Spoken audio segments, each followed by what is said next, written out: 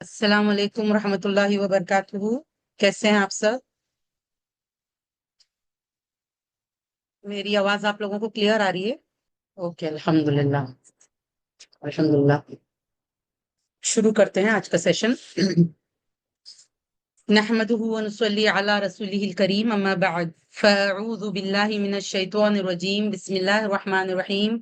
Rabbi इश्रह ली सदरी व यस्सिर ली अमरी वहलुल उक़दतम मिन लिसानी यफ़क़हू क़ौली, रब्बना ज़िदना इल्मा, आमीन या रब। और जिस दिन हम पहाड़ों को चलाएंगे और आप जमीन को साफ खुले मैदान की तरह देखेंगे और हम उनको इकट्ठा करेंगे, चुनांचे हम उनमें से किसी को भी नहीं छोड़ेंगे। हर किसी को अल्लाह ताला जमा करेगा, हर किसी को अल्लाह छोड़ेगा नहीं, सबको हशर के मैदान में जमा करेगा। और वो आपके रब के सामने सफ बस्ता पेश किए जाएंगे। कहा जाएगा, यकीनन तुम हमारे पास ऐसे आए हो जैसे हमने तुम्हें पहली बार पैदा किया था, नंगे पांव, नंगे बदन, बगैर खतना। बल्कि तुम समझते थे कि हम तुम्हारे लिए वादे का कोई वक्त मुकर्रर नहीं करेंगे। ऐसा सोचते थे, गलत फहमी में थे दुनिया में। और हर एक का अमाल नामा सामने रख दिया जाएगा। अब क्या होगा? सबको अल्लाह जमा करेगा, फिर उनका नामा अमाल सामने रखेगा, हर किसी के आगे उसका अपना नामा अमाल। फिर आप मुजरिमों को देखेंगे कि वो उसके मंदरजात यानी उसमें उसके अमाल में जो चीजें लिखी हुई है उससे वो डर रहा होगा, डर रहे होंगे और कहेंगे, हाय हमारी कमबख्ती, कैसा है ये अमाल नामा जो जो नहीं छोड़ रहा किसी छोटे ना किसी बड़े अमल को, मगर उसने उसमें शुमार करके रखा है, गिन गिन के रखा हुआ है।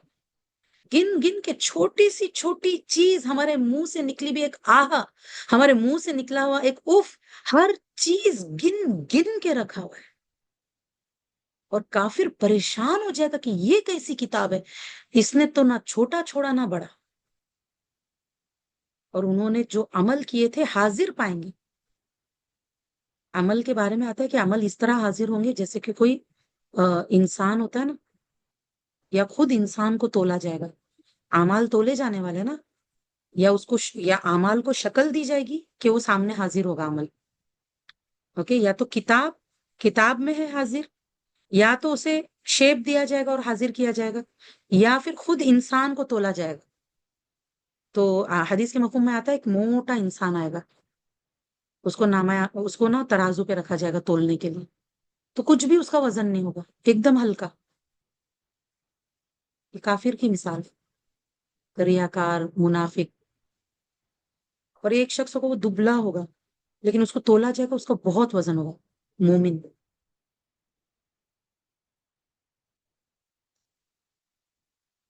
तो उन्होंने जो अमल किए थे हाजिर पाएंगे, वहां पे वो प्रेजेंट होंगे, एब्सेंट नहीं होंगे। और आपका रब किसी पर भी जुल्म नहीं करेगा, किसी पे जुल्म नहीं। आप देखिए, हम अमल करके भूल जाते हैं लेकिन अल्लाह नहीं भूलता।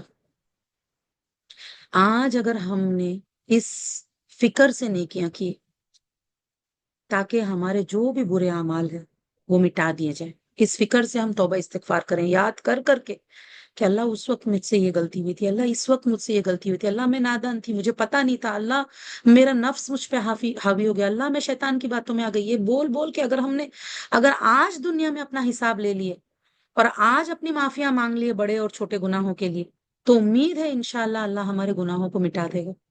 आगे रमजान आ रहा है ना, अल्लाहुम्मा इन्नका अफुव्वुन तुहिब्बुल अफ़्व फ़अफ़ु अन्नी। ये दुआ पढ़ते हैं कि अल्लाह मिटा दे हमारे गुनाह, तू अफू को पसंद करता है। तू तो आप देखिए, सुभान अल्लाह, अल्लाह किसी पर जुल्म नहीं करने वाला। और जब हमने फरिश्तों से कहा तुम आदम को सजदा करो, तो इब्लीस ने सिवा सब सिवा सिवा सब इब्लीस के सिवा सबने सजदा किया। वो जिन्नों में से था, चुनांचे उसने अपने रब के हुक्म की नाफरमानी की। क्या फिर भी तुम मुझे छोड़कर उसे और उसकी औलाद को दोस्त बनाते हो? मतलब तुम किसको दोस्त बना रहे हो? अल्लाह को छोड़ के तुम शैतान को दोस्त बना रहे हो, जो इतना बड़ा बनी आदम का दुश्मन है। उसकी बातों में आ रहे हो, अल्लाह की बात मानने के बजाय तुम शैतान की बातें मान रहे हो और अपनी आखिरत बर्बाद कर रहे हो, जबकि वो तुम्हारे दुश्मन है। कितना बुरा दुश्मन है ना वो शैतान, जालिमों के लिए बतौरे बदल बुरा, मतलब कितना बुरा बदला होगा जालिमों के लिए। यानी आज दुनिया में इंसान अगर ईमान लाएगा तो उसके बदले उसे जन्नत मिलेगी। आज इंसान या दुनिया में शैतान को दोस्त बनाएगा, उसके बदले जहन्नम रसीद होगा। तो कितना बुरा बदला मिलेगा। मैंने उन्हें ना आसमानों और जमीन के पैदा करने की में गवाह हाजिर किया और ना खुद उनकी पैदा करने में, और मैं गुमराह करने वालों को बाजू बनाने वाला नहीं। अल्लाह ताला बता रहे हैं कि ये आप देखिए, शिर्क की कोई दलील नहीं है ना। तो अल्लाह ताला बता रहे हैं कि अल्लाह, सुभान अल्लाह, क्योंकि अल्लाह ने हक उतारा है ना। अल्लाह अल्लाह ताला हमें अलर्ट कर रहे हैं शैतान से। और जिस दिन वो अल्लाह कहेगा, पुकारो मेरे उन शरीकों को जिन्हें तुम मेरा शरीक समझते थे, बुलाओ अब। किस दिन कहेगा? कयामत के दिन। कि अच्छा तुम शिर्क करते थे ना, अब बुलाओ उनको। फिर वो उन्हें पुकारेंगे। अब क्या, जब अल्लाह कहेगा बुलाओ तो वो बुलाना शुरू करेंगे, मगर वो उन्हें कोई जवाब ना देंगे। अब वो बुला रहे हैं, पुकार रहे हैं, कोई उनको जवाब ही नहीं दे रहा। वो पत्थर के भूत और वो जितने भी, जिसको भी वो पुकार रहे थे, कोई उनको जवाब नहीं देंगे। और हम उनके दरमियान हलाकत गाह बना देंगे। अब अल्लाह ताला क्या कर देगा? उनके बीच में एक दीवार खड़ा कर देगा, जुदाई डाल देगा उनके बीच में। और मुजरिम आग को देखेंगे तो यकीन करेंगे कि बेशक वो उसमें गिरने वाले हैं। अब उनको क्या होगा? अब उनको यकीन हो जाएगा, क्योंकि उन्होंने बुलाया, जिनको वो लोग शरीक करते थे उनको बुलाया, वो आए नहीं। फिर जुदाई हो गई, आपस आपस में उनकी तो दुश्मनियां हो जाएगी सारी जहन्नमियों की। फिर उसके बाद में मुजरिम को यकीन हो जाएगा कि अब तो पक्का हम आग में ही जाने वाले, हम दुनिया में धोखे में आ गए थे। और अब हमें, यानी कि अब उनको शक नहीं बचेगा कि अब उनके साथ क्या होने वाला है। तो वो उनको यकीन हो जाएगा कि वो उसमें गिरने वाले हैं, और वो उससे फिरने की कोई जगह ना पाएंगे। अब वो बच के निकलने के लिए उनके पास कोई जगह ही नहीं होगी कि अब इसमें से बचे कैसे, बच के कैसे निकले। और हमने इस कुरान में लोगों के लिए फेर फेर कर हर किस्म की मिसाल बयान की है, और इंसान तमाम चीजों से ज्यादा झगड़ालू। इंसान का सबसे बड़ा प्रॉब्लम क्या है? झगड़ालू नेचर। आज हमने ना अपना जायजा लेना है कि कहीं ऐसा तो नहीं कि मेरे नेचर में झगड़ालूपन बहुत ज्यादा है, कि हर बात पे झगड़ा करना। शौहर तंग बीवी के झगड़ालू नेचर से, बीवी तंग शौहर के झगड़ालू नेचर से, माँ बाप बच्चों के झगड़ालू नेचर से तंग, बच्चे माँ बाप का झगड़ा देख देख के तंग, सास बहू आपस में झगड़ रहे, ननंद भावज आपस में झगड़ रहे, बहन बहन झगड़ रहे, भाई भाई झगड़ रहे। और सबसे बड़ा झगड़ा किस चीज के बारे में? आजकल तो घर घर में झगड़ा। तुम फला ग्रुप से हो, तुम फला ग्रुप से, मुसलमान आपस में झगड़।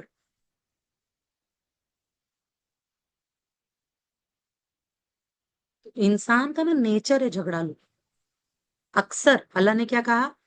इंसान, वकानल इंसानो अक्सर शईन जदला, अक्सर चीजों के बारे में इंसान तमाम चीजों से ज्यादा झगड़ा। और लोगों को, और आप देखिए, और एक जो सबसे बड़ा झगड़ा जो दुनिया में चलता है वो क्या है? अल्लाह के बारे में। क्या अल्लाह एक है या नहीं? अल्लाह को एक नहीं मानते लोग। शिर्क करने वाले मुसलमानों से झगड़ा करते हैं। हम्म? और लोगों को ईमान लाने से नहीं रोका जब उनके पास हिदायत आ गई, और अपने रब से इस्तिगफार करने से, मतलब हिदायत आने के बाद ईमान, इस्तिगफार करके ईमान लाना चाहिए ना। तो क्या चीज रुकावट बनी? अल्लाह बता रहे कि जो चीज रुकावट बनी वो ये थी कि वो चाहते हैं उन्हें पहले लोगों का सा मामला पेश आए। यानी जैसे पहले लोगों पे अजाब आया था, वैसा वो अजाब आएगा तो मानेंगे। अजाब नहीं आया ना अभी तक, इसलिए इस्तिगफार करके ईमान नहीं ला रहे, या उन पर अजाब बिल्कुल सामने आ जाए। सुभान अल्लाह। मतलब आप देखिए, अल्लाह ताला हमें किस तरह से अलर्ट कर रहे हैं कि तुम किस बात का इंतजार कर रहे हो, क्या चीज रोक रही तुम्हें? आराम से जी रहे हो, अमन में रह रहे हो, खा रहे हो, पी रहे हो, इसलिए इसलिए नाफरमानियां कर रहे हो। किस बात का वेट कर रहे हो? مطلب عذاب دیکھو گے تو ہی مانو گے اور سدھرو گے، کیوں اس سے پہلے نہیں سدھر سکتے؟ اور ہم رسولوں کو نہیں بھیجتے مگر لوگوں کو خوشخبری دینے والا اور ڈرانے والے، اور کافر لوگ تو باطل طریقے سے جھگڑتے ہیں تاکہ اس کے ساتھ حق کو باطل کر دیں، اور انہوں نے ہماری آیات کو اور جس چیز سے ڈرائے گئے اس کو مذاق بنا لیا، مذاق سمجھا، مذاق میں لیا۔ کس بات سے جھگڑ رہے؟ حق کے معاملے میں جھگڑ رہے مسلمانوں سے کافر۔ اور اس سے زیادہ ظالم کون ہے؟ جسے اس کے رب کی آیات سے نصیحت کی جائے تو وہ ان سے منہ موڑ لے، اور جو کچھ اس کے دونوں ہاتھوں نے آگے بھیجا ہے اسے بھول جائے۔ ہم ایک انسان یہ بھول جائے کہ میں نے کیا کام کر کے بھیج رہا ہوں، آگے آگے مجھے کیا ملے گا، اس کی نیکی ملے گی کیا بدی؟ ایک انسان اگر بھول جاتا ہے نا یہ چیز، جب اس کو اللہ کی آیات کے ذریعے سے نصیحت کی جاتی ہے۔ آج کل کا سب سے بڑا پرابلم پتہ ہے کیا ہے؟ آج کل کا پرابلم یہ ہے کہ جب کسی کو اللہ کی آیات سے نصیحت کی جاتی ہے تو ان کے دماغ میں وہ آیت نہیں، وہ یہ نہیں سنتے ہیں کہ آیت میں اللہ کیا بول رہا ہے، اوکے؟ وہ یہ دیکھتے ہیں کہ بول کون رہا ہے۔ اگر وہ بولنے والا ان کے پسند کا ہوگا تو مانیں گے، وہ بولنے والا ان کے پسند کا نہیں ہے تو اللہ کی آیت کو بھی انکار کر دیں گے، اللہ کی آیت کو بھی جھٹلا دیں گے۔ ایسا نہیں ہوتا ہے نا، ایسا تو نہیں ہونا چاہیے۔ اگر کوئی اللہ کی آیت کے ذریعے سے آپ کو نصیحت کر رہا ہے کہ دیکھو اللہ تعالیٰ نے قرآن میں یہ فرمایا ہے، اور آیت کوٹ کی جا رہی ہے، ٹھیک ہے، آپ کو اگر نہیں سمجھ میں آ رہا ہے آپ انکار مت کرو، آپ سمجھنے کی کوشش کرو۔ آپ کے پاس جو علماء نے اتنا تفسیر لکھا ہے نا، قرآن ہے، تفاسیر ہے، علماء ہے، صحیح علماء، ان سے آپ پتہ کرو پھر مانو۔ ڈائریکٹ انکار کیوں کرتے ہو؟ صرف اس وجہ سے کہ سامنے والا مجھے پسند نہیں، سامنے والا میرے گروپ سے نہیں۔ کیونکہ ایک آیت کا انکار بھی انسان کو کفر میں لے کے جاتا ہے، ایک حدیث کا انکار بھی کفر میں لے کر جاتا ہے انسان کو۔ اتنی بڑی جرت کیسے کر سکتے ہیں ہم؟ اللہ کی آیت کا یا حدیث کا انکار کرنے کی جرت کیسے کر سکتے ہیں ہم آگے کیا بھیج رہے ہیں یہ بھول جائیں گے ہم؟ کیا ایسا کر کے ہم آگے کیا بھیج رہے ہیں؟ اللہ کے پاس کیا بنے گا؟ وہاں جواب دینا ہے نا۔ سب سے بڑا ظالم وہ انسان ہے جسے اس کے رب کی آیت سے نصیحت کی جائے تو وہ اس سے منہ موڑ لے، یہ انسان سب سے بڑا ظالم۔ خود اللہ کہہ رہے، ٹھیک ہے؟ آپ دیکھیے ہم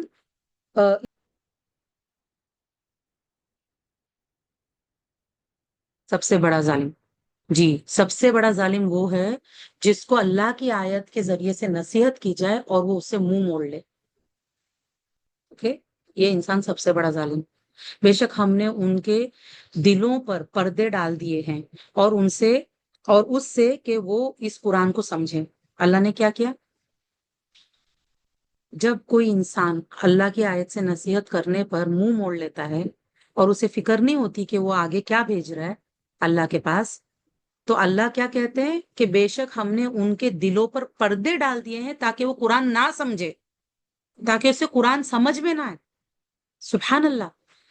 آپ دیکھیے آج ہم لوگوں کو جب قرآن سمجھنے کی دعوت دیتے ہیں تو وہ کیا کہتے ہیں؟ ہم بہت بزی ہے، میرا کھانا پکانے کا وقت ہے، میرے میاں کے آنے کا وقت ہے، میرے بچوں کو ٹیوشن بھیجنے کا وقت ہے نا؟ یہی ساری باتیں ہم کرتے ہیں۔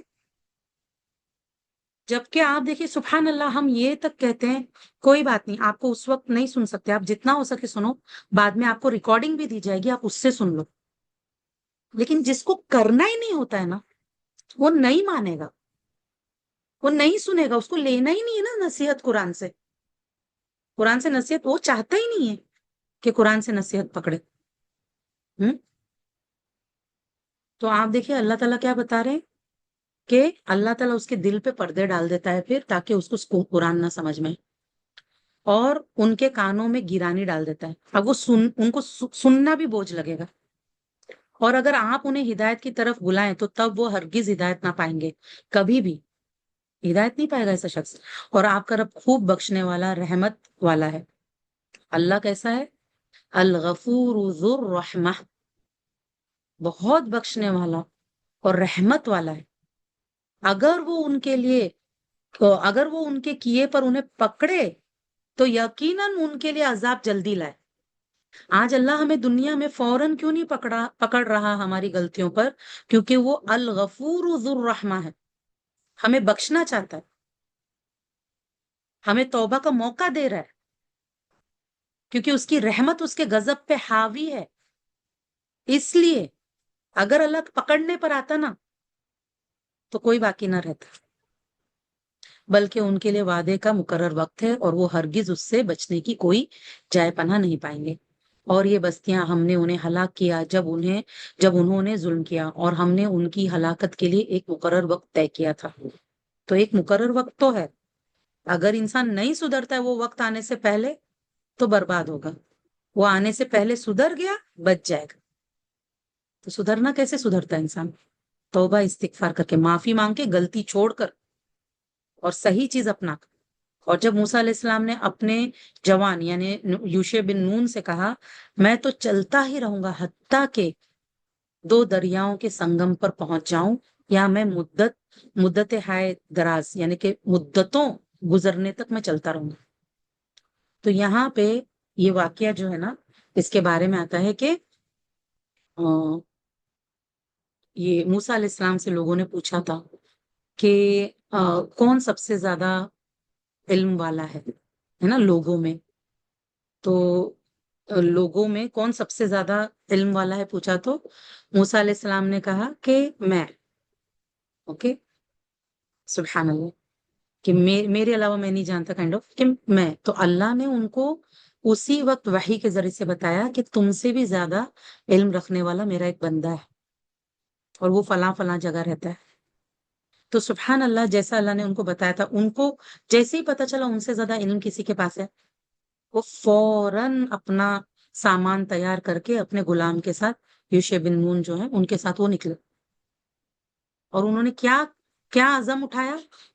کیا یہ عزم اٹھایا انہوں نے کہ میں مدتوں تک چلتا رہوں گا، جب تک مجھے وہ مل نہ جائے میں چلتا رہوں گا، میں ان کو ڈھونڈتا رہوں گا۔ سبحان اللہ، چاہے اس کے لیے مجھے یہ جو حقوبہ کی بات آ رہی ہے نا، حقوبہ، ایک حقوب 80 سال کو بولتے ہیں، اور انہوں نے کیا کہا کہ جب تک وہ نہ ملے یعنی مدتوں۔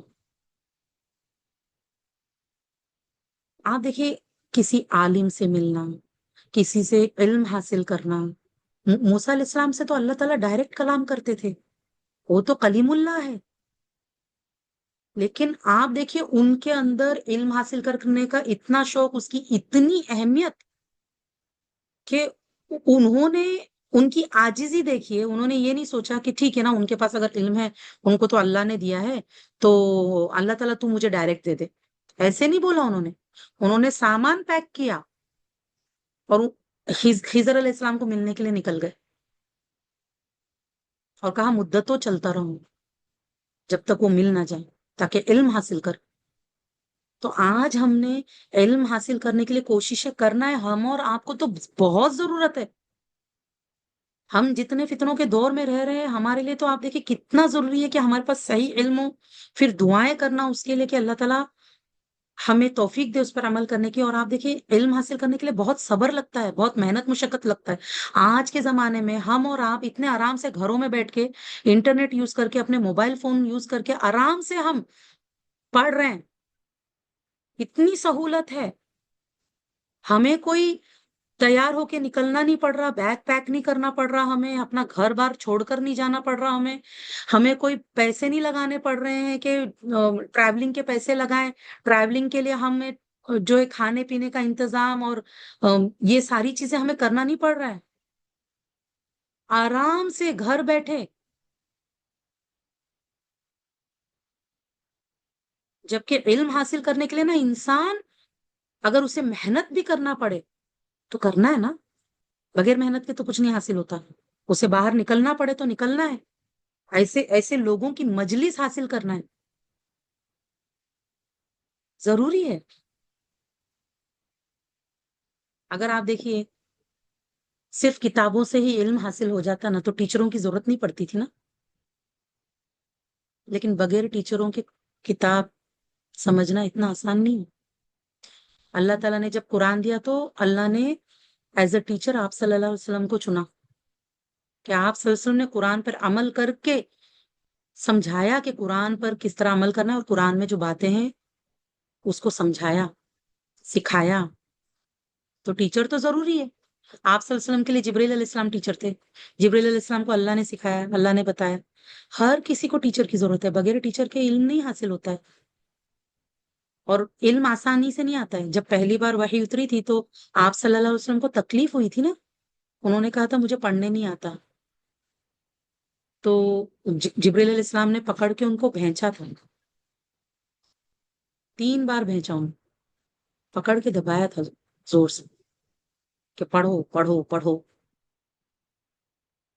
اور جیسے قرآن کے بارے میں آتا ہے نا کہ قولاً ثقیلا، یہ بھاری، یہ کوئی اتنا ایسا نہیں کہ یہ آپ کو ایزیلی مل جائے گا۔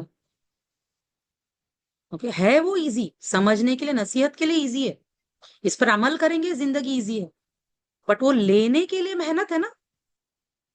پھر جب وہ دونوں ان دونوں دریاؤں کے آپس میں ملنے کی جگہ پر پہنچے تو وہ اپنی مچھلی بھول گئے، سو اس نے دریا میں سرنگ نما اپنا راستہ بنا لیا۔ پھر جب وہ دونوں آگے گزر گئے تو اس نے اپنے جوان سے کہا، یعنی موسیٰ علیہ السلام نے کہا اپنے جوان سے کہ ہمیں ہمارا ناشتہ دے، بلا شبہ یقیناً اپنے اس سفر میں ہم تھکاوٹ سے دو چار ہو گئے۔ اب آپ دیکھیے، تھک گئے تھے وہ، چل رہے ہیں، تھکاوٹ ہو گئی تھی موسیٰ علیہ السلام کو۔ موسیٰ علیہ السلام ماشاءاللہ اتنے طاقتور کہ ایک مکہ مارے تو وہ ایک انسان ڈھیر ہو گیا تھا، ان کا ارادہ نہیں تھا اس کو ڈھیر کرنے کا، ان کے ایک مکے میں وہ ڈھیر ہو گئے۔ لیکن ماشاءاللہ اتنے طاقتور ہونے کے باوجود وہ علم کے لیے اتنا سفر کر رہے ہیں۔ ان کو تورات ملی تھی، 4 آسمانی کتابوں میں سے ون آف دا امپورٹنٹ بک جو ہے تورات، وہ ان کو ملی تھی، لیکن علم کے لیے اتنی محنت اور مشقت کر رہے ہیں، چلتے چلتے چلتے اس جگہ سے آگے بڑھ گئے، ان کو پتہ نہیں چلا، تو تھک گئے۔ تو ان کے جو غلام ہے وہ بولتے ہیں کہ بھلا آپ نے دیکھا جب ہم چٹان کے پاس ٹھہرے تھے تو بے شک میں مچھلی بھول گیا، اور مجھے وہ نہیں بھلائی مگر شیطان ہی نے کہ میں اسے یاد رکھوں، اور اس نے عجیب طرح دریا میں اپنا راستہ بنایا۔ اس نے کہا یہی تو ہے جو ہم تلاش کر رہے تھے، پھر وہ اپنے قدموں کے نشانوں کی اتباع کرتے ہوئے لوٹے، چنانچہ ان دونوں نے ہمارے بندے میں سے ایک بندے یعنی خضر علیہ السلام کو پایا، جسے ہم نے اپنی طرف سے رحمت دی تھی، اور ہم نے اسے اپنے پاس سے خاص علم سکھایا تھا۔ آپ دیکھیے، خضر علیہ السلام کو بھی جو علم ملا تھا وہ اللہ نے دیا تھا۔ علم جب ہمیں ملتا ہے نا، وہ ہمارا کمال نہیں ہے، اللہ کے دینے سے ملتا ہے۔ اگر اللہ نہ دینا تو علم نہیں ملتا، اللہ ہی اپنے رحمت عطا کرتا ہے اور اللہ ہی علم عطا کرتا ہے، یہ چیزیں خاص ہیں۔ دیکھیے، علم تو دنیا کا علم بہت ہے، وہ سب کو مل رہا ہے، لیکن دین کا علم خاص علم ہوتا ہے، خاص رحمت اور خاص علم۔ ویسے تو اللہ سب پہ رحم کر رہا ہے، سب کو کھلا پلا رہا ہے، لیکن خاص رحمت کیا ہے کہ کسی کو اللہ تعالیٰ اس کے دین کا علم حاصل کرنے کی توفیق دے، کسی کے لیے اللہ تعالیٰ اسلام کے لیے سینہ کھول دے، اس کا قرآن اور سنت کے لیے سینہ کھول دے اس کا خاص رحمت سے، اور اس کو علم عطا کرے، خاص علم، دین کا علم۔ مانگنا چاہیے اللہ سے، اللہ تعالیٰ عطا کر، ربی زدنی علما، اللہ اپنی خاص رحمت اور خاص علم عطا کر۔ موسیٰ علیہ السلام نے اس سے کہا کیا اس شرط پر میں تیری اتباع کروں کہ تو مجھے اس میں سے سکھائے جو تجھے بھلائی سکھائی گئی ہے۔ ریکویسٹ کر رہے موسیٰ علیہ السلام کہ آپ مجھے سکھائیں گے جو رشد، جو بھلائی تمہیں دی گئی ہے، جو بھلائی تمہیں سکھائی گئی ہے، کیا اس میں سے تم مجھے سکھاؤ گے؟ پوچھا، پرمیشن لیا، یہ نہیں کہ تمہیں تو سکھانا ہی پڑے گا، میں تو موسیٰ ہوں اور تمہیں نہیں پتا میں کلیم اللہ ہوں اور میں آیا ہوں تم سے سیکھنے کے لیے۔ عاجزی، عاجزی دیکھیے موسیٰ علیہ السلام کی، پرمیشن ریکویسٹ کر رہے ہیں، پرمیشن مانگ رہے ہیں۔ وہ بولے بے شک تو میرے ساتھ ہرگز صبر نہ کر سکے گا۔ اب وہ بھی ٹیچر ہے نا، انہوں نے پہلے ہی بتا دیا کہ مطلب اس میں کوئی شک نہیں کہ تم میرے ساتھ صبر نہیں کر سکے گا، کیونکہ علم کے لیے بہت صبر لگتا ہے، کچھ لوگ ہوتے ہیں نا جوش جوش میں کورس جوائن کرتے ہیں، 2 دن کے بعد میں ٹھنڈے. تو ایسا ایسا علم نہیں حاصل ہوتا ہے کہ 2 دن کا جوش دکھایا پھر ٹھنڈے پڑ گئے، پھر ذرا کیا پریشانی آ گئی علم چھوڑ دیا. ایسا نہیں ہوتا ہے. صبر لگتا ہے اس کے لیے، ثابت قدمی لگتی. اور جو چیز تیرے احاطے علم میں ہے ہی نہیں تو اس پر صبر کیسے کرے گا؟ وہ ریزن بھی بتا رہے ہیں. ہاں نیچرل سی بات ہے بھائی، تیرے علم میں جو چیز نہیں ہے اب اس کا احاطہ فی الحال مطلب تم اس کو اس کا احاطہ نہیں کر سکتے اس چیز کا، اس علم کا، تو اس پر صبر کیسے کرو گے؟ اب آپ دیکھیں ٹیچر ہے نا، شرط رکھ سکتے ہیں ٹیچر.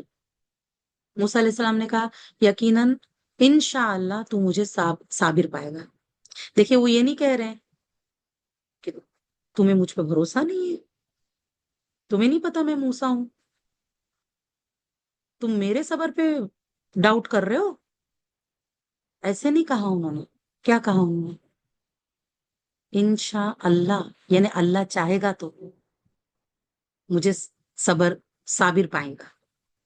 یعنی میں تو صبر کرنا چاہتا ہوں لیکن اللہ نے دینا چاہیے تو کر پاؤں گا. اوکے، ہماری چاہت اور اللہ کی چاہت ملنی چاہیے تو ہوتا ہے کام. تو انشاءاللہ تو مجھے صابر پائے گا اور میں کسی بھی حکم میں تیری نافرمانی نہیں کروں گا. کیا کہا انہوں نے؟ اپنے ٹیچر سے کیا کہہ رہے ہیں کہ کسی بھی حکم میں تیری نافرمانی نہیں کروں گا. آپ دیکھیے ایک اسٹوڈنٹ کے لیے یہ ضروری ہوتا ہے کہ وہ صبر سے علم حاصل کرے اور ٹیچر کی نافرمانی نہ کرے. تو خضر علیہ السلام نے کہا پھر اگر تو نے میری اتباع کرنی ہے تو کسی شے کے بارے میں مجھ سے سوال نہ کرنا حتیٰ کہ میں خود ہی اس کا ذکر تجھ سے شروع کروں. پھر وہ دونوں چلے حتیٰ کہ جب وہ کشتی میں سوار ہوئے. اب آپ دیکھیں انہوں نے پہلے سکھانے سے پہلے شرط رکھی کہ سوال نہیں کرنا، ٹھیک ہے، کہ میں خود بتاؤں گا تب تک ویٹ کرنا ہے. تو دونوں جب چل پڑے تو کشتی میں سوار ہوئے تو اس نے کشتی میں شگاف کر دیا. اس نے کہا کیا تو نے اس میں شگاف کیا کہ اس کشتی والوں کو غرق کر دے؟ تو نے بڑا ہولناک کام کیا ہے. سبحان اللہ. اب آپ دیکھیے مجھ سے کچھ بہنوں نے پوچھا نا کہ باجی آپ نے یہ شرط کیوں رکھی ہے کہ 80% مارکس آنے ہی چاہیے اور 90% سے زیادہ جو ہے اٹینڈنس ہونا چاہیے لائیو میں تو سرٹیفکیٹ دیں گے. میں ٹیچر ہوں، میں تو شرط رکھ سکتی ہوں. آپ اسٹوڈنٹ ہے، آپ کا کام ہے اس پر عمل کرنا. میری ٹیچر نے بھی میرے سے شرط رکھا تھا. تو جب ہم اس شرط پہ پورے آئے، جب میں قرآن کی تفسیر کی سیکھ رہی تھی تو میری ٹیچر نے جب میرے اوپر اٹینڈنس کی شرط رکھی تو میرے 6 دن کم پڑ گئے. اوکے، 6 دن کم پڑ گئے. تو میری ٹیچر نے کہا اگر آپ کو سرٹیفکیٹ چاہیے تو اب یہ 6 دن آپ دیکھو کیسے پورے کرتے ہو، یہ پورے کرو 6 دن. آپ کو پتہ ہے عموماً 4 سال لگتے ہیں. جو میں جب جو ہمارا جو کورس تھا اس میں وہ عموماً 4 سال میں کمپلیٹ ہوتا. مجھے پہلے میں نے 3 سال کی، وہ مجھ سے اس وقت مجھے اردو نہیں آتی تھی تو وہ کچھ پارے میں نے کرنے کے بعد میں ایسی اڑچنیں آئی کہ نہیں ہو پایا. پھر دوبارہ پہلے پارے سے سٹارٹ کیا، پھر اور 4 سال لگے. 4 سال جانے کے بعد 6 دن کم پڑے. اوکے، 30 پاروں کا ایگزام اور اتنے سارے سبجیکٹس کا جو بھی اللہ کی توفیق سے دیا، اللہ کی رحمت سے 6 دن کم پڑے. ٹیچر نے کہا سرٹیفکیٹ نہیں ملے گا، 6 دن کم. سبحان اللہ. اب میری ٹیچر کا شرط ہے، ہم اعتراض تھوڑی کر سکتے. ٹیچر نے پہلے ہی بتا دیا تھا یہ شرط ہے. پھر الحمدللہ اللہ کا فضل ہے کہ الحمدللہ پھر ہم نے اس کو پورا کیا. 6 دن جو تھے میں نے شکر منایا، اللہ تیرا شکر کہ 6 ہی دن ہے، اگر اس سے زیادہ ہوتے تو میں کیا کرتی. اور الحمدللہ پھر بعد میں وہ جو 6 دن تھے اس کو پھر دوبارہ سے پہلے پارے میں جیسے شروع ہوتا ہے نا تو اس میں بیٹھ کر اس کو کمپلیٹ کیا. یا جیسے مطلب اس وقت جو بھی ان کی جو تھا طریقہ 6 دن کو کیسے میں کور کروں. تو آپ دیکھیں علم ایسے نہیں حاصل، سبحان اللہ. پھر وہ دونوں چلے حتیٰ کہ جب وہ کشتی میں سوار ہوئے تو خضر علیہ السلام نے کشتی میں شکاف کر دیا. تو پھر موسیٰ علیہ السلام نے کہا کہ یہ تو آپ نے بہت خطرناک کام کر دیا، ہولناک کام کر دیا، ایسے تو لوگ ڈوب جائیں گے. تو خضر علیہ السلام نے کہا کہ میں نے کہا نہیں تھا کہ تو یقیناً میرے ساتھ صبر کرنے کی استطاعت ہرگز نہیں رکھے گا، تو نہیں صبر کر پائے گا. تو موسیٰ علیہ السلام اصل میں بھول گئے تھے، ان کو ایک دم سے دماغ سے نکل گیا تھا. تو جب انہوں نے ایسے کہا تو یاد آیا ان کو. تو موسیٰ علیہ السلام نے کہا میری بھول چک پر تو مجھے نہ پکڑ اور میرے معاملے میں مجھے مشکل میں نہ ڈال، آسانی کر دو. تو پھر ایکسکیوز کر دیا ان کے ٹیچر نے. پھر دونوں چلے حتیٰ کہ جب وہ دونوں ایک لڑکے سے ملے تو اس نے اسے قتل کر دیا. موسیٰ علیہ السلام نے کہا کیا تو نے ایک پاک نفس کو کسی جان کے یعنی قصاص کے بغیر قتل کر دیا ہے؟ یقیناً تو نے تو بہت ہی بڑا کام کیا ہے، بہت منکر کیا ہے، شیئن نکرا. کیونکہ ایک انسان کا ناحق قتل ایسا ہے پورے انسانوں کا قتل کرنے جتنا بڑا گناہ نا. تو وہ تو نبی تھے، ان کو تو برداشت نہیں ہوا، انہوں نے بولا. تو خضر علیہ السلام نے کہا کیا میں نے تجھ سے نہیں کہا تھا کہ بلا شبہ تو میرے ساتھ ہرگز صبر نہیں کر سکے گا؟ موسیٰ علیہ السلام نے کہا اگر اس کے بعد میں نے تجھ سے کسی چیز کے بارے میں سوال کروں تو پھر مجھے ہرگز صحبت میں نہ رکھنا. یقیناً میرے طرف سے جو بھی عذر کو پہنچ چکا ہے، یعنی کہ ابھی آپ کے پاس ویلڈ ریزن ہے کہ اگر میں کچھ ایسا کروں تو آپ مجھے اپنے سے دور کر دینا، یعنی اپنے سے الگ کر دینا. تو پھر وہ دونوں چلے حتیٰ کہ ایک گاؤں والوں کے پاس پہنچے. اس کے رہنے والوں سے کھانا مانگا تو انہوں نے ان کی مہمانی کرنے سے انکار کر دیا. پھر ان دونوں نے ایک دیوار پائی جو گرنا چاہتی تھی، تو خضر علیہ السلام نے اسے سیدھی کر دیا، یعنی اسے بنا دیا، ریپیئر کر دیا اس کو. تو موسیٰ علیہ السلام نے کہا اگر تو چاہتا تو اس پر ضرور اجرت لے لیتا، بھوکے تھے بیچارے، مہمانی بھی نہیں کیے وہاں کے لوگوں نے. تو انہوں نے مشورہ دیا کہ اگر اس پہ ہم لوگ تھوڑا سا لے لیں گے کچھ تو کھا پی لیں گے. تو حضرت خضر علیہ السلام نے کہا یہ اب میرے اور تیرے درمیان جدائی ہے، یقیناً میں تجھے ان باتوں کی حقیقت بتاتا ہوں جن پر تو صبر نہ کر سکا. رہی کشتی تو وہ چند مسکینوں کی تھی جو دریا میں کام کرتے تھے، لہٰذا میں نے ارادہ کیا کہ اس میں عیب ڈال دوں، جبکہ ان کے آگے ایک بادشاہ تھا جو ہر کشتی زبردستی لے لیتا تھا. اور رہا لڑکا تو اس کے ماں باپ مومن تھے، چنانچہ ہم ڈرے کہ وہ سرکشی اور کفر کی وجہ سے انہیں مشقت میں ڈال دے گا. چنانچہ ہم نے چاہا کہ ان دونوں کا رب انہیں ایسا بدل دے جو اس سے پاکیزگی میں بہتر اور مہربانی میں قریب تر ہو. اور رہی دیوار تو وہ شہر میں 2 یتیم لڑکوں کی تھی اور اس کے نیچے ان کے لیے خزانہ تھا، اور ان کا باپ نیک انسان تھا. چنانچہ تیرے رب نے چاہا کہ وہ دونوں یتیم اپنی جوانی کو پہنچے اور تیرے رب کی رحمت کے سبب اپنا خزانہ حاصل نکال لیں.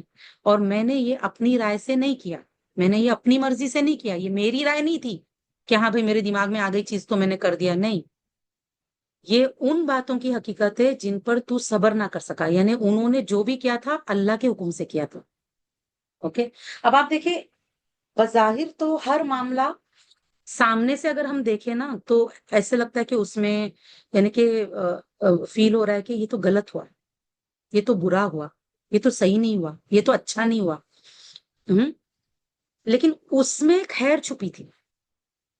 اللہ اتنا رحمت والا ہے نا، رحمتم من ربک، یہ تیرے رب کی رحمت سے میں نے کیا، یہ جو بھی میں نے کیا یہ تیری رب کی رحمت تھی، میں نے اپنی رائے سے نہیں کیا یہ. اور تیرے رب کی رحمت کے سبب اپنا اللہ تعالیٰ، آپ دیکھیں رحمتم من ربک کی بات آئی کہ جو بھی بظاہر اللہ تعالیٰ ہمیں کبھی کبھار جو آسانیاں ہیں یا جو خیر ہے کیسے دیتا ہے، تکلیف سے گزار کر دیتے ہیں. ہمیں لگتا ہے کہ وہ تکلیف ہے، لیکن اس تکلیف کے پیچھے نا خیر چھپی ہوتی ہے. اللہ ہمیں خیر ہے نا ایسا ڈائریکٹ نہیں دیتا ہے نا. کچھ خیر تو اللہ ہمیں ڈائریکٹ دے دیا، بہت سارے خیر ہمیں ڈائریکٹ مل گئی ہے. کچھ خیر ایسے ہوتے ہیں نا جس کو اللہ تعالیٰ تکلیف سے گزار کر دیتا ہے. وہ بظاہر تکلیف ہوتی ہے لیکن اصل میں اس تکلیف میں خیر چھپی ہوتی ہے. ابھی آپ اپنی زندگی کے وہ مرحلات دیکھیے کہ جو آپ کے لیے بہت تکلیف دہ تھے، لیکن उन मरहलों ने आपको जो सिखाया और जो उन मरहलों से गुजर के आज आप जहां खड़े हो जिंदगी में और आप जो बने हो आज जिंदगी में, वो उन्हीं मुश्किल हालात के वजह से बने। सबब वही है, वही खैर जो अल्लाह की रहमत, जो मुश्किल मुश्किल में वो भी अल्लाह की रहमत होती है जो मुश्किलात हम पर आती है। आप देखिए, एक नेक बाप होना, एक नेक माँ बाप होना बच्चों के लिए कितना फायदेमंद होता है।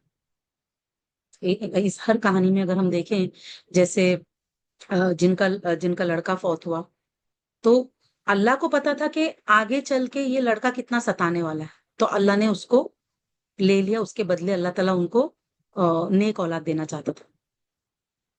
ओके, क्योंकि वो माँ बाप अच्छे नेक थे, ईमान वाले मोमिन थे, माँ बाप मोमिन थे। अल्लाह ने खुद कहा माँ बाप मोमिन थे, लेकिन वो बच्चा आगे चल के आजमाइश बनने वाला था। तो अल्लाह ने उसको बचपन में लेकर, आप देखिए, अब एक बचपन में ही बच्चा फौत हो गया तो उसका भी अच्छा हो गया ना, क्योंकि वो बच्चा जिंदा रहता तो बुरा करता, लेकिन वो बचपन में ही फौत हो गया। अब बच्चे जो है, मोमिन माँ बाप के जो बच्चे होते हैं, जिनका भी हिसाब किताब शुरू नहीं हुआ, वो तो जन्नत जाएंगे। उस बच्चे पे भी रहम किया अल्लाह ने कि वो जन्नती बन गया वो बच्चा। उस माँ बाप पे भी रहम किया कि उसके बदले अल्लाह ने उनको नेक औलाद अता की, क्योंकि अल्लाह ने इरादा किया उनके उनको और नेक औलाद। तो अल्लाह ने दोनों पे रहम किया। आज है ना, किसी का लफ्ते जिगर चला जाता है, इंसान पूछता है कि मेरे साथ ऐसा क्यों हो। हम हमारा रब हमसे इतनी मोहब्बत करता है, हम सोच भी नहीं सकते कि अल्लाह ताला हम पर किस तरह, उस तकलीफ के जरिए से हम पर किस तरह के वो एहसानात कर रहा है ना, हम सोच भी नहीं सकते। लेकिन हमें ये यकीन होना चाहिए कि मेरा रब मुझ पे एहसान करने के लिए ही इस तकलीफ से गुजार, क्योंकि हम अपने रब के बारे में जैसा गुमान रखेंगे ना, वैसा ही अपने रब को पाएंगे। अच्छा गुमान रखेंगे, अपने रब को अच्छा पाएंगे। बुरा गुमान रखेंगे तो अल्लाह को वैसा ही पाएंगे। फिर मुनाफिकों ने बुरा गुमान किया था ना, तो उनका हुआ बेड़ा गर्क।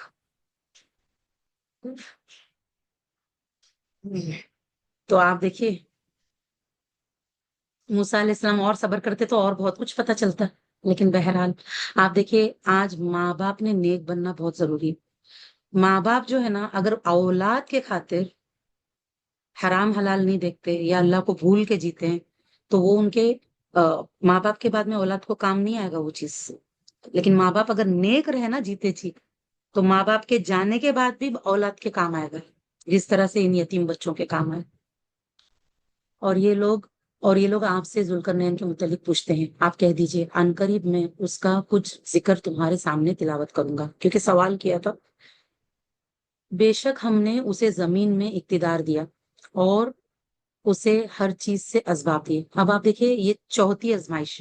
पहली आजमाइश ईमान की, तो उसके लिए किस्सा आया गार वालों का। दूसरी आजमाइश माल की, उससे किस्सा आया दो दोस्तों का। तीसरा जो आया था ना, वो आदम अलैहिस्सलाम और इब्लीस का किस्सा आया था बीच में। ओके, फिर चौथा जो आया वो इल्म की आजमाइश। ठीक है ना, इल्म हासिल करने के लिए आजिजी और सब्र चाहिए।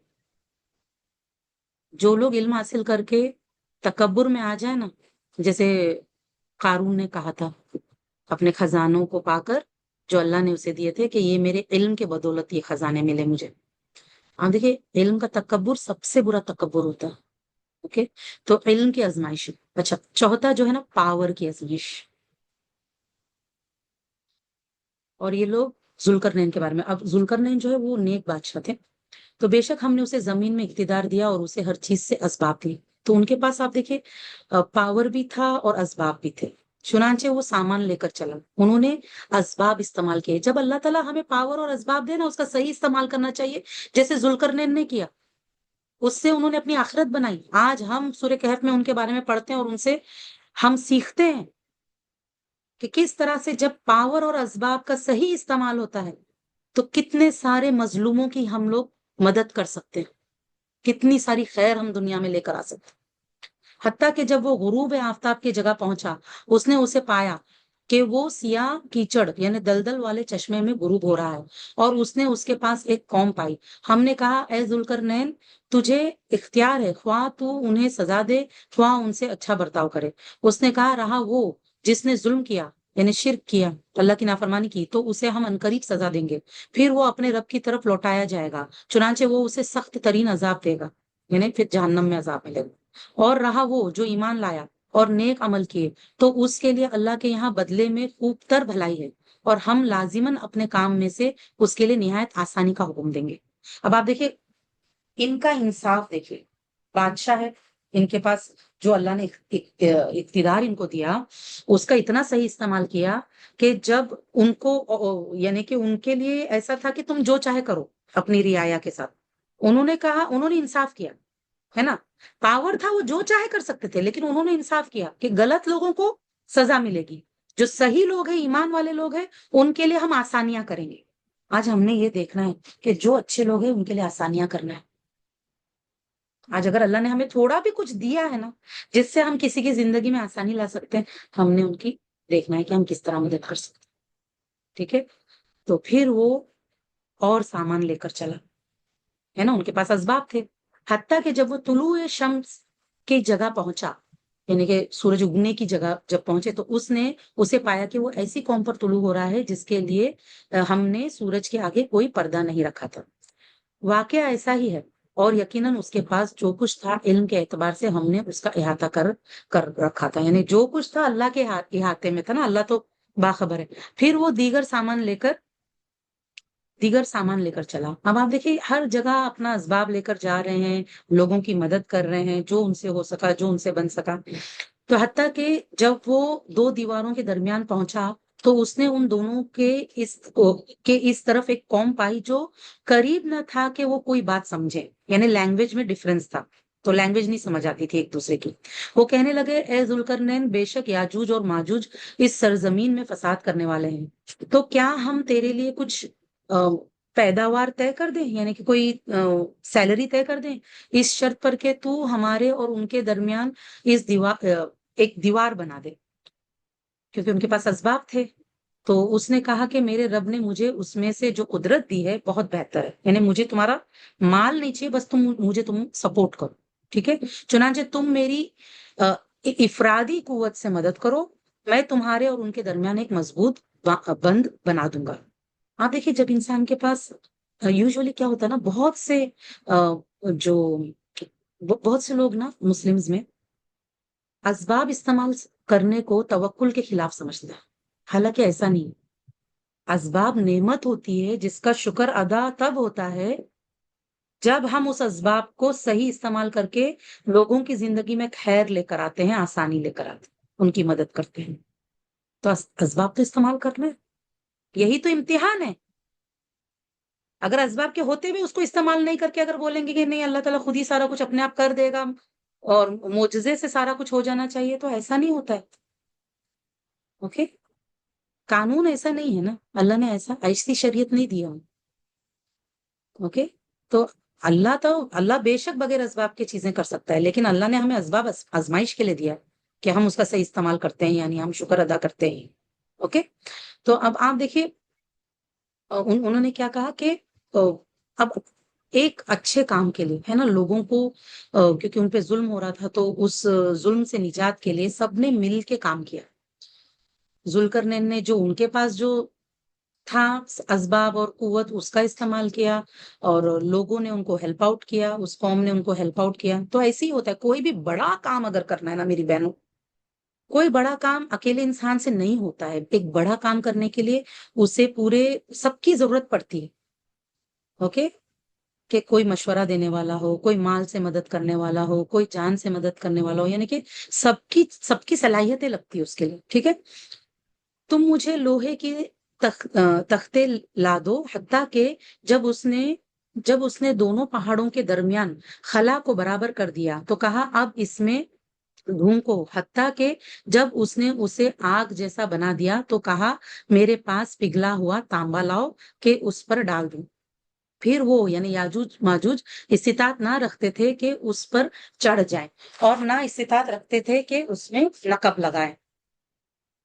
ذوالقرنین نے کہا یہ میرے رب کی طرف سے رحمت ہے۔ کیا کہا انہوں نے؟ ھذا رحمت من ربی، اپنا کمال نہیں کہا، کیا کہا؟ یہ میرے رب کی رحمت ہے۔ آپ دیکھیے ہر چیز میں ہم نے جو کچھ ہم کرتے ہیں ہم نے اس کا کریڈٹ اللہ کو دینا ہے، اپنے رب کو دینا ہے.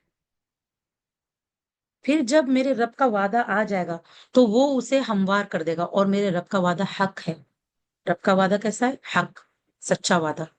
اور اس روز ہم ان کے پیچھے اس روز ہم ان کے کچھ کو چھوڑ دیں گے، وہ دوسروں میں گھس جائیں گے اور سور میں پھونکا جائے گا، پھر ہم ان سب کو جمع کریں گے. جمع کرنا اب قیامت کے روز، قیامت کی بڑی نشانیوں میں سے ہے کہ یاجوج ماجوج باہر نکلیں گے اور پوری دنیا میں پھیل جائیں گے اور بہت آتنک مچائیں گے. یہ حدیثوں کے مفہوم میں آتا ہے.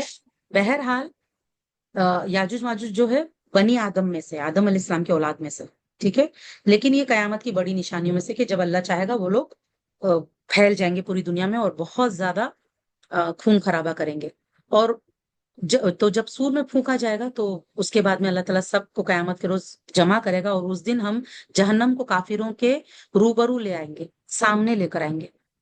وہ لوگ جن کی آنکھیں میری یاد سے پردے میں تھی، اللہ کی یاد سے غافل تھے جو لوگ، اور سننے کی استطاعت نہ رکھتے تھے، یعنی قرآن سنتے بھی نہیں تھے. آنکھیں یاد سے غافل اور کان اللہ کا کلام سننے سے سننا نہیں چاہتے تھے. ٹھیک ہے نا.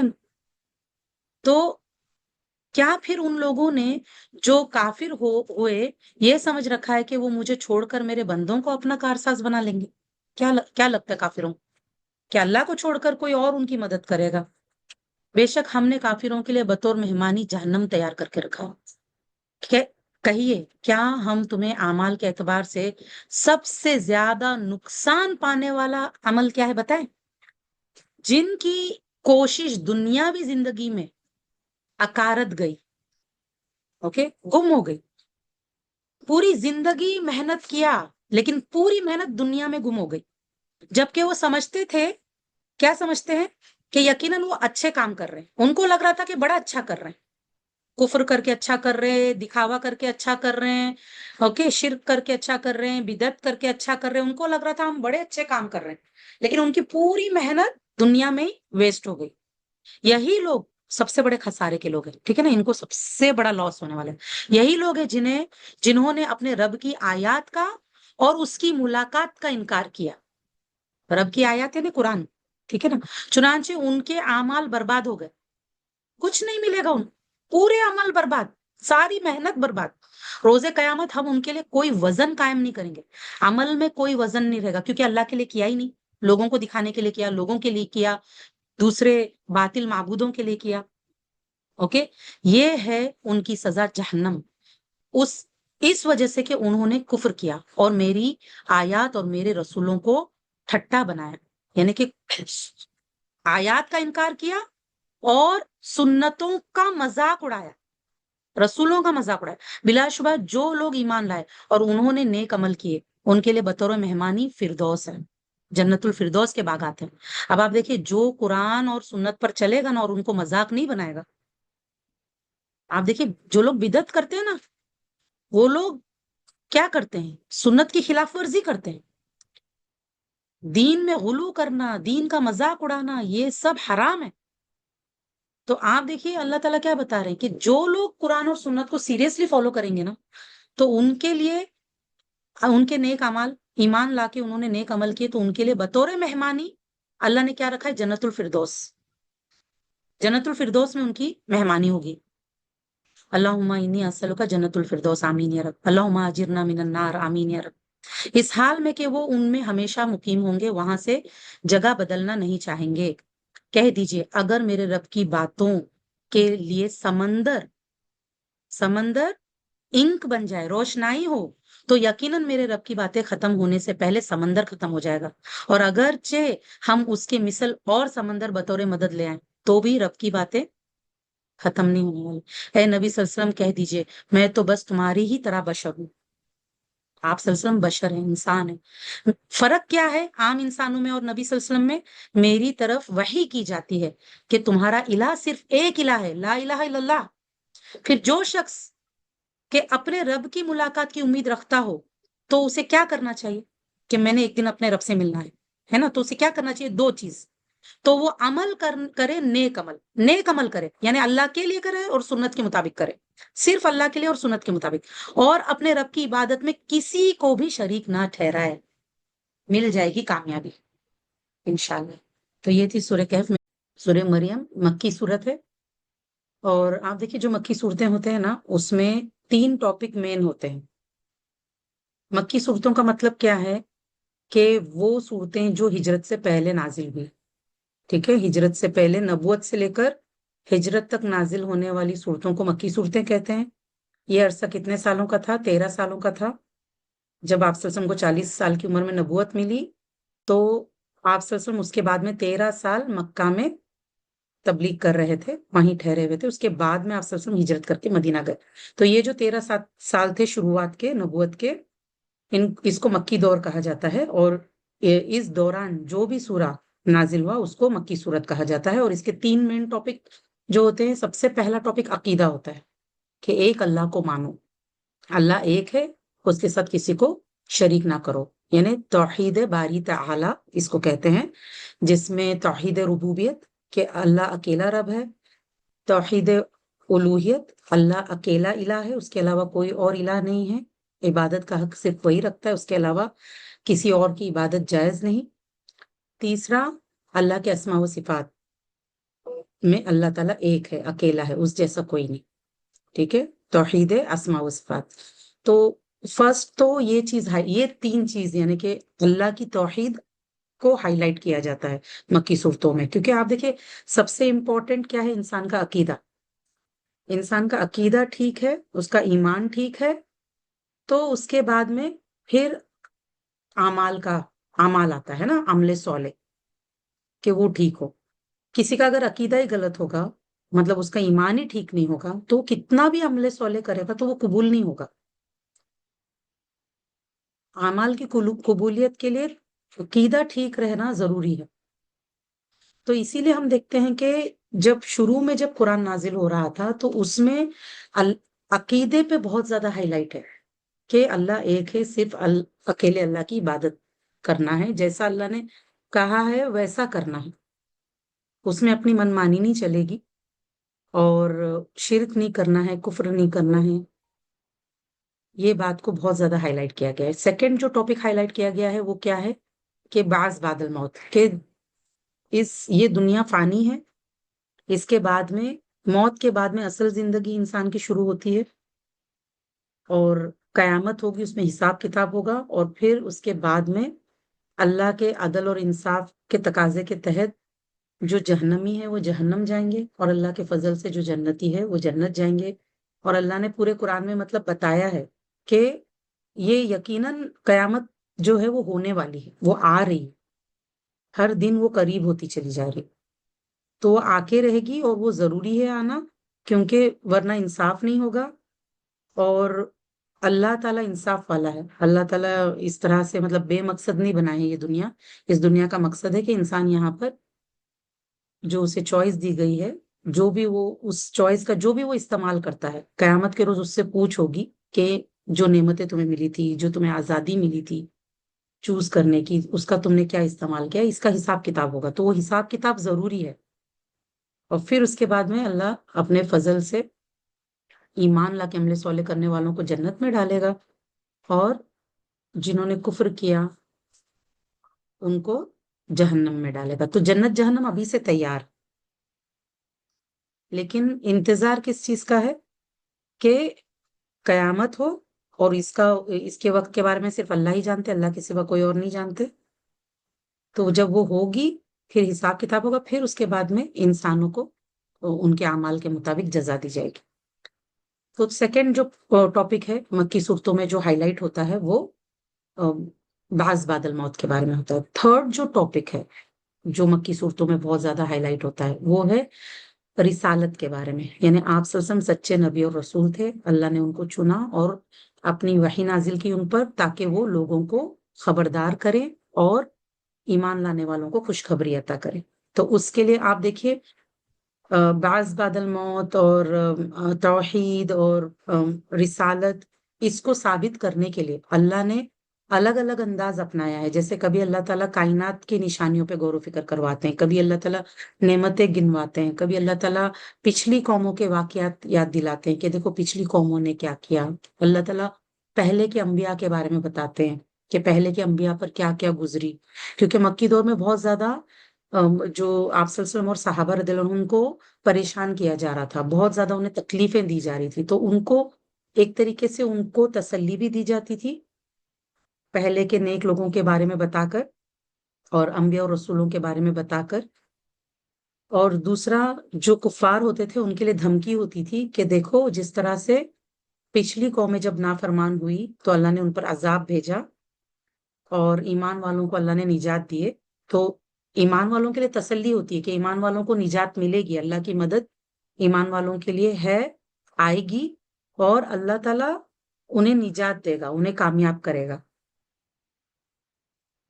एट द एंड यही होने, मतलब ये रिजल्ट का है।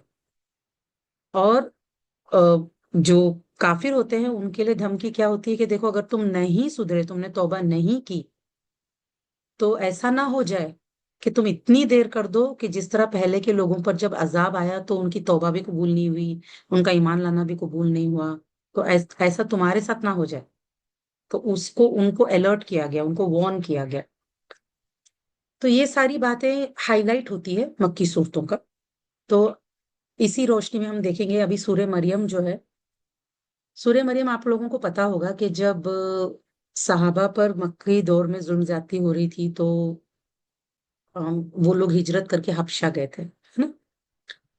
तो वहां पर जो नजाशी थे वो क्रिश्चियन थे। और हम देखते हैं कि इवन हेरकल के पास जब गए थे तो वो लोग भी क्रिश्चियन थे। तो सूर्य मरियम एक खास एक मकाम रखता है इस मामले में कि जब क्रिश्चियंस को तबलीग किया गया था उस जमाने में, तो खास करके हजरत जाफर रदियल्लाहु अन्हु का वाकया आता है कि उन्होंने सूर्य मरियम पढ़े थे उनके दरबार में। और सुभान अल्लाह, उन लोगों ने जब सूर्य मरियम सुनी और हक को पहचान गए तो वो उनकी आंखों से आंसू बहने लगे। और ये सारी बातें जो है ना, अल्हम्दुलिल्लाह आपने पहले भी ये बातें सुनी हैं। तो ये सूर्य मरियम, क्योंकि आप देखिए हजरत मरियम के बारे में अल्लाह ताला ने हमें क्या बताया है, मुसलमानों का अकीदा क्या होना चाहिए हजरत मरियम, हजरत ईसा अलैहिस्सलाम और उनके मामले में, यानी हमारा स्टैंड क्या होना चाहिए, वो बहुत क्लियरली अल्लाह ने हमें बताया है। तो आइए देखते हैं। बिस्मिल्लाहिर्रहमानिर्रहीम।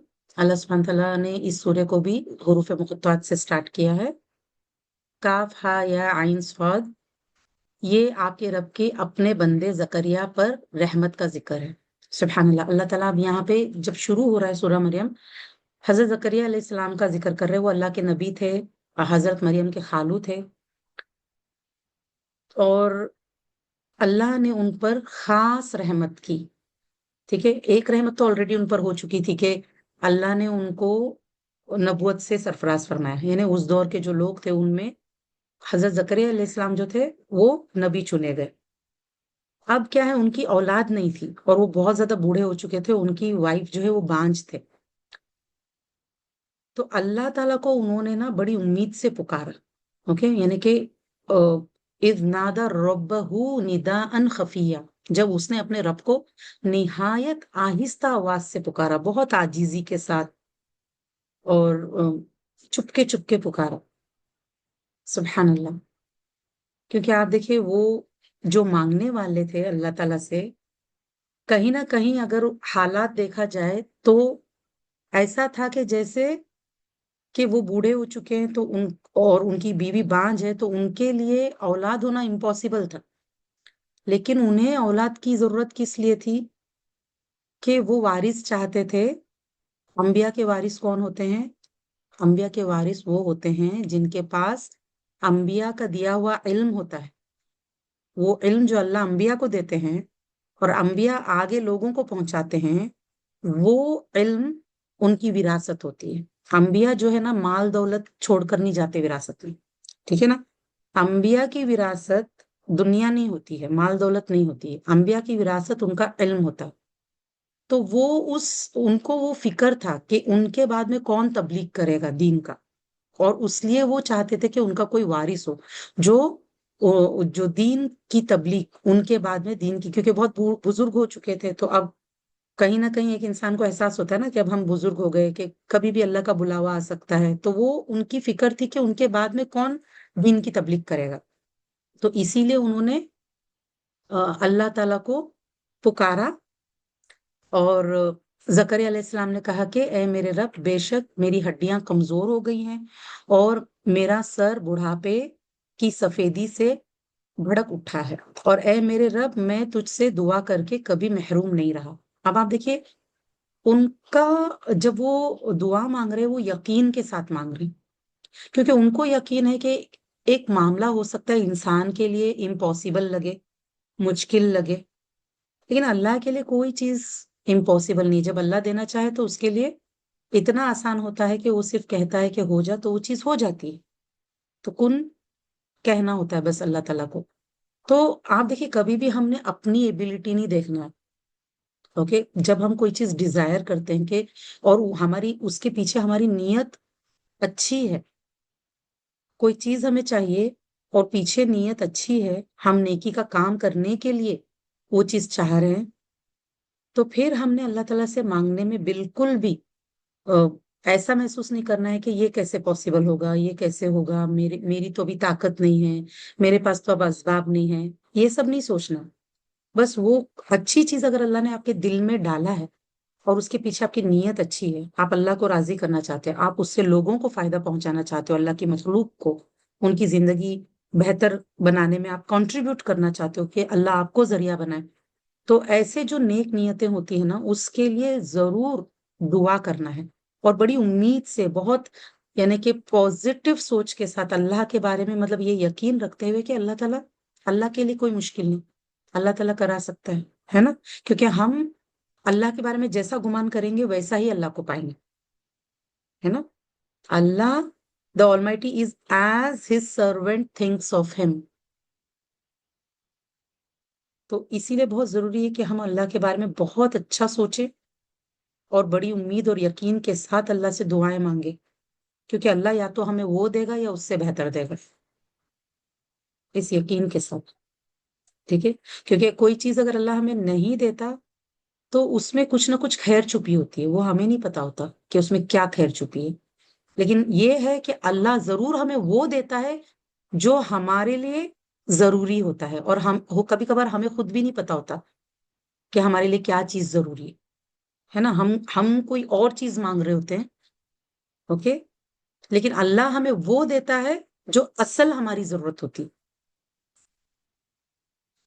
تو اللہ تعالی رحمان رحیم ہے، اور اس کا علم اتنا ہے کہ اس کو پتا ہے کہ ایگزیکٹلی ہم اگر جو بھی بیسٹ کرنا چاہتے ہیں وہ بیسٹ پانے کے لیے ہمیں کیا دینا چاہیے اللہ کو. کبھی کبھار اللہ جو ہم مانگتے وہی دے دیتے، اور کبھی کبھار وہ نہ دے کے اس سے بہتر کچھ اور دے دیتے. اوکے، لیکن اللہ تعالی ہمیں ہماری دعاؤں کو رد نہیں کرتے. جو بھی اچھی دعائیں ہم مانگتے ہیں وہ اللہ کے پاس ہوتی ہے، اور اس کا اجر بھی ملے گا. جب ہم صبر کرتے ہیں، ہماری دعاؤں کی قبولیت میں زیادہ ٹائم لگتا ہے، یا اس میں آپ دیکھیے کبھی کبھار کیا ہوتا ہے نا کہ ہم غافل دل سے دعا مانگ رہے ہیں، ہم بے یقینی سے دعا مانگ رہے ہیں، تو اس کا بھی اثر دعا پہ آتا ہے. ٹھیک ہے، کہ اللہ کو پتا ہے نا، ہمارے دل کا حل اللہ جانتا ہے کہ ہم کتنے یقین سے مانگ رہے ہیں. اگر ہم یقین کے ساتھ، ایمان اور یقین کے ساتھ مانگیں گے، اور اللہ کے بارے میں اچھی سوچ رکھتے ہوئے کہ اللہ کے لیے ہر چیز پاسبل ہے، وہ تو کر سکتا ہے نا، وہ چاہے تو ہو جائے گا. تو یہ اچھا گمان کے ساتھ جب ہم دعائیں مانگتے ہیں یقین کے ساتھ، تو ضرور وہ انشاءاللہ قبول ہوتی ہے، یا اس سے بہتر اللہ تعالیٰ ہمیں عطا کرتے ہیں. تو زکریا علیہ السلام نے کہا کہ میرے رب، بے شک میری ہڈیاں کمزور ہو گئی ہیں اور میرا سر بڑھاپے سے سفید یعنی کہ بھڑک اٹھا ہے، وائٹ ہو چکے سارے بال، اور اے میرے رب میں تجھ سے دعا کر کے کبھی محروم نہیں رہا، اور بے شک میں اپنے پیچھے قرابت داروں سے ڈرتا ہوں، یعنی میرے جو قریبی رشتے دار ہے میں ان سے ڈرتا ہوں کہ مطلب وہ کہیں دین سے دور نہ ہو جائے، ہے نا. اور میری بیوی بانج ہے، چنانچہ تو مجھے اپنے پاس سے ایک وارث عطا کر. اوکے، انہوں نے اولاد بھی نہیں کہا، انہوں نے وارث کہا، کیونکہ وارث کوئی بھی ہو سکتا ہے نا، کیونکہ ان کو تو دین کا علم دینا تھا نا. वारिस तो कोई भी हो सकता है कि जिनको वो दीन का इल्म दे और वो उसको ले ले तो उनको वो विरासत मिल जाएगी। तो जो मेरा वारिस बने और आले याकूब से वारिस बने, और ए मेरे रब तू उसे पसंदीदा बना। कैसा बना? रदिया बना, यानी कि जो जो रब से राजी रहे और रब भी उसे उससे राजी है, यानी कि अपना पसंदीदा बंदा बना। आप देखिए उनकी फिक्र देखिए, औलाद वारिस मांग रहे हैं, और जो वारिस मांग रहे हैं उसमें क्या चीज को वो हाईलाइट कर रहे हैं कि एक तो वो चाहते हैं कि दीन दीन आगे पहुंचाने वाला वो बने, लोगों तक वो दीन पहुंचे। हम और आप जब हमारी औलाद होने वाली रहती है, हमारा यूजुअली जो हमारा कल्चर है उसमें हम लोग क्या सोचते हैं कि मैं डॉक्टर नहीं बन सकी, मेरा बच्चा डॉक्टर बनना चाहिए, या फिर मैं डॉक्टर हूं ना तो मेरा बच्चा भी डॉक्टर ही बनना चाहिए। यानी हम लोगों का पहले से माइंडसेट कैसा रहता है कि हम दुनिया के लिहाज से सोचते हैं, है ना। लेकिन आप देखिए वो लोग कैसे सोचते थे, उनको वारिस क्यों चाहिए था तबलीग के लिए? क्योंकि उनको आप देखिए उनको उनको अपने रिश्तेदारों की फिक्र थी, और उन्होंने क्या कहा कि मेरे रब उसे कैसा बनाना? पसंदीदा बनाना, मतलब जो ऐसे काम करे कि जिससे रब खुश हो, राजी हो, वो रब से राजी और रब उससे राजी, ऐसा। तो अल्लाह ने फरमाया, ए जकरिया, बेशक हम तुझे एक लड़के की बशारत देते हैं, उसका नाम यहिया है। हमने उस इससे पहले उसका कोई हमनाम नहीं बनाया। यानी यहिया अलैहिस्सलाम जो थे फर्स्ट थे जिनको ये नाम दिया गया था, और अम, अल्लाह ताला की तरफ से उनका नाम रखा गया था। तो उनको हजरत जकरिया अलैहिस्सलाम को बेटे की खुशखबरी मिली। उसने कहा, ए मेरे रब, मेरे यहाँ लड़का कैसे होगा जबकि मेरी बीवी बांझ बांझ है, और मैं बुढ़ापे की आखिरी हद को पहुंच गया हूँ। अब क्या है, आप देखिए वो उनके लिए ये था कि उनको तो वो सबब नहीं नजर आ रहे थे, है ना। उनकी ख्वाहिश थी कि वारिस हो, लेकिन उनके पास वो ताकत नहीं था। तो अब आप देखिए, जब हम दुआ मांगते हैं ना, तब अपनी ताकत की तरफ देख के दुआ नहीं मांगना चाहिए कि मेरी ताकत कितनी है कि मैं क्या कर सकती हूँ। ओके। हमारा रब जो इतना बड़ा है, जो हमारे लिए सब कुछ पॉसिबल कर सकता है, जब हम नेक नियतें बनाते हैं और उसके लिए कोशिशें करते हैं, तो हमने अपने रब की ताकत देख, हमारी रब की जो ताकत है ना, उसको सामने रखते हुए हम बादशाह से मांग रहे हैं, मालिकल मुल्क से मांग रहे हैं। जितनों को भी बादशाही दुनिया में मिली है धरती पर, उसको उनको बादशाही देने वाला वही है। जितनों को हिदायत मिली उनको हिदायत देने वाला वही है। जिनको नबूवत और रिसालत मिली उनको नबूवत रिसालत देने वाला वही है। जिनको इल्म मिला उनको इल्म देने वाला वही है। तो वो रब जिसका खजाना इतना बड़ा है, वो मालिकल मुल्क है, उसी ने सबको दिया है, उसके देने से अता होता है, वरना नहीं अता होता। तो उससे जब हम मांगते हैं तो हमको पूरे यकीन के साथ मांगना है, क्योंकि हम उससे मांग रहे हैं जो कि बादशाहों का बादशाह, यानी मालिकल मुल्क है ना वो। बादशाहों को बादशाही अता करने वाला बादशाह है वो। हर चीज का मालिक वही है। तो हमने उससे उससे मांग रहे हैं। अब आप देखिए, किसी से भी जब मांगा जाता है ना, फॉर एग्जाम्पल अगर समझो कोई भिखारी है, तो वो भिखारी से इंसान क्या एक्सपेक्ट करेगा, उससे क्या मांगेगा? वो तो खुद ही सबसे मांग रहा है। ओके। अगर कोई समझो मिनिस्टर है, ओके, प्राइम मिनिस्टर है या प्रेसिडेंट है, तो अब उनसे जाके क्या मांगते हैं कि हाँ भाई, तो उनकी जो कुर्सी है उस लिहाज से जो वो कर सकते हैं उनसे वो मांगेंगे, है ना। अगर दुनिया का कोई बादशाह है, किंग है, तो अगर उससे जाकर कुछ मांगेंगे तो क्या एक्सपेक्ट करते हैं? As a king, okay, as a king वो जो दे सकता है। तो जब दुनियावी मामले में हमको ये बात समझ में आती है ना कि किसका क्या कैलिबर है, तो जिससे हम जो मांग रहे हैं उस हिसाब से हम मांगते हैं, सामने वाले के हिसाब से, है ना। तो जब बात खालिक की आती है, जब बात मालिकल मुल्क की आती है, जब बात जुल जलाली वल इकराम की आती है, तो उससे जब हम मांग रहे हैं तो हमारा मामला एकदम डिफरेंट होना चाहिए कि यकीन और मोहब्बत और बहुत ही यानी कि हुस्न ज़न, और ये ना सोचते हुए कि मतलब यूजुअली क्या होता है ना, बहुत सी दफा हम क्या करते हैं, हम कहते हैं हमें مانگنے سے شرم آتی ہے. حالانکہ اللہ سے مانگنے سے شرم نہیں آنا چاہیے، ہے نا. لوگوں سے مانگنے سے عزت کم ہو جاتی ہے. اللہ سے مانگتے ہیں تو اللہ ہم سے اتنا پیار کرتا ہے، اسے پسند ہے کہ ہم اس سے مانگیں. تو اللہ یعنی عزت بڑھا دیتا ہے. جب اللہ سے مانگتے ہیں نا تو اللہ دینے سے نہیں تھکتا. ہم جتنا بھی مانگے، دن رات مانگے، اللہ کو اچھا لگتا ہے اور وہ دینے سے نہیں تھکتا اور وہ پسند کرتا ہے کہ اس سے مانگا جائے. اوکے.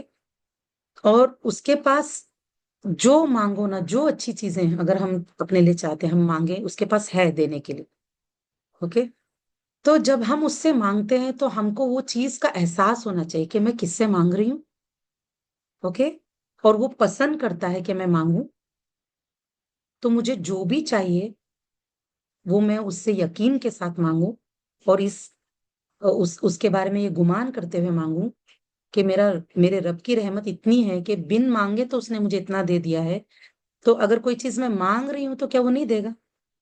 جب ایک مخلوق کے بارے میں آتا ہے کہ اگر کوئی ہم سے کچھ مانگتا ہے اور ہم اسے اگر نہ دے تو ہم بے چین ہو جاتے ہیں، ہمیں اچھا نہیں لگتا، ہم ڈسٹرب ہو جاتے ہیں کہ اس نے مانگا تھا اور ہم نے دیا نہیں، ہے نا. اور ہم کوشش کرتے ہیں کہ کسی طرح جو چیز سامنے والے نے اگر مانگا ہے ہمارے بس میں ہے تو ہم اسے دے سکیں، ہم کوشش کرتے ہیں اس کے لیے. تو جب مخلوق ہو کیا ہمارا یہ حال ہے، تو وہ مالک جس کو تو پسند ہے کہ مانگے، جس کو پسند ہے دینا، تو ہم پھر اس سے مانگتے وقت بالکل بھی ایسا فیل نہ کریں کہ میں کیسے مانگوں. اور اللہ نے مانگنے کا طریقہ سکھایا. آپ دیکھیں جب قرآن شروع ہوا تو سب سے پہلے اللہ نے مانگنا ہی تو سکھایا. سورہ فاتحہ کیا ہے؟ دعا ہے. اس میں اللہ نے مانگنا سکھایا، کیا مانگنا ہے، کیسے مانگنا ہے، سب سکھایا، ہے نا. نماز کیا ہے؟ نماز میں میجورٹی آف ٹائم نماز میں ہم کیا مانگ رہے ہیں؟ دعائیں مانگ رہے ہیں. جب ہم اتحیات پڑھتے اس کے بعد میں بھی دعا کرتے، اتحیات میں بھی دعا ہے. ہم رکوع سجدے میں بھی جو پڑھتے ہیں تسبیحات، اس کے ساتھ میں ہم دعائیں پڑھتے ہیں. تو اللہ تعالیٰ کو تو پسند ہے. بلکہ اللہ تعالیٰ مطلب ایک جگہ فرماتے ہیں کہ اگر ہم اللہ سے نہیں مانگیں گے نا، کیونکہ دعا عبادت ہے، اگر ہم اللہ سے نہیں مانگیں گے تو اللہ ہمیں ہٹا کر ایسی قوم کو لائے گا جو مانگے گی اللہ سے. اللہ کو مطلب یہ تکبر ہوتا ہے کہ انسان اللہ سے نہ مانگے. مطلب انسان اپنے آپ کو اتنی بڑی چیز سمجھ رہا ہے کہ وہ اللہ سے مانگ نہیں رہا، جبکہ وہ اللہ کا اتنا محتاج ہونے کے باوجود وہ اللہ سے مانگ نہیں رہا. یہ چیز اللہ کو ناراض کرتی ہے.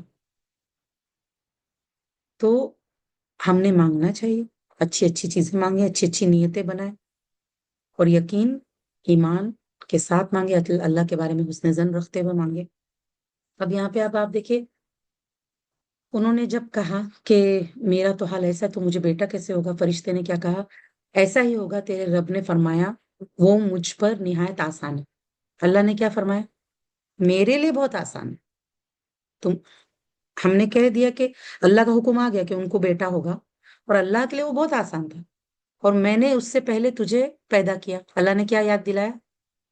تم کو بھی تو اللہ ہی نے پیدا کیا ہے. تمہیں کیوں لگ رہا ہے کہ اللہ تمہارے بیٹے کو نہیں پیدا کر سکتا؟ جب اللہ کہہ رہا ہے تمہیں اللہ بیٹا دے گا، جبکہ تو کچھ بھی نہیں تھا، یعنی کہ تیرا تو ذکر بھی نہیں تھا، کچھ بھی نہیں تھا، تو اللہ نے تجھے پیدا کیا. اب اللہ تجھ سے وعدہ کر رہا ہے تجھے بیٹا دے گا، تو کیوں امپاسبل ہوگا؟ تو زکریا علیہ السلام نے کہا ہے میرے رب میرے لیے کوئی نشانی ٹھہرا.